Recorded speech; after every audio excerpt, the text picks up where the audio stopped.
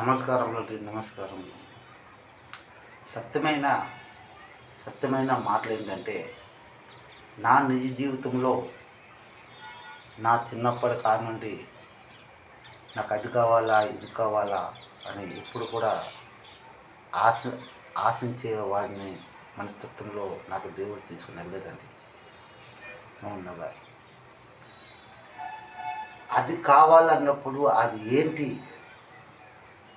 నా మనసుతో మాట్లాడేది అనమాట. అది వచ్చిన తర్వాత మనకి ఏది అవుతుంది దానికోసం కూడా నా ఆలోచించేవాడిని. ఎస్, మా ఇంటి వారు ఉన్నారు, డబ్బులు అడిగేవాడిని, వాళ్ళు ఇస్తే ఇచ్చారు, లేకపోతే లేదు, అక్కడికి అది సరిపెట్టేసాం.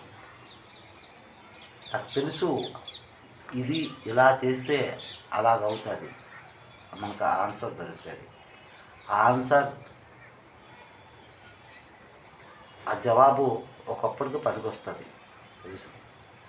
నా ఎదురుగా మా ఇంటి వారైనా సరే, మా ఫ్రెండ్ సర్కిల్ అయినా సరే, నా ఎదురుగా మాట్లాడమనండి, సంబంధవంతంగా మాట్లాడటానికి ఆడరండి. దయమలికి ముఖమాటం, సిగ్గు, ఎక్కడ వాళ్ళ మనసులో ఉన్న మాటలను బయట పెట్టేస్తాను. అది కోపం వచ్చేస్తుంది గొడవ చేయడానికి, తన్నేయడానికి కొట్టేయడానికి వచ్చేస్తారు. అందుకని అంత తెలుసు కూడా మీ కుటుంబం మాటలు నేను అడగనండి. ఎందుకంటే కలియుగం భగవంతుడు ఆనాడే ఆ అమ్మ తల్లి కనకదుర్గమ్మ మా అమ్మాయి రూపంలో రమాదేవి, స్వర్గీయ శ్రీమతి ఇందిరాగాంధీ రూపదర్శనం రమాదేవి రూపంలో ఒరియా భాషలో మనతో మాట్లాడిందండి మనసుతో. ఈ కలియుగం గతమైన సమయంలో, అంటే కలియుగంలో మనం తప్పులు చాలా చేస్తున్నాం. మనకు తెలియలేక తప్పులు కూడా చేస్తున్నాం, తెలిసి కూడా తప్పులు చేస్తున్నాం. అలాంటి మాటలు మీకు మేము అడిగానంటే మీకు కోపాలు వస్తాయి. అందుకని మీ కుటుంబం మాటలో నేను అడగను.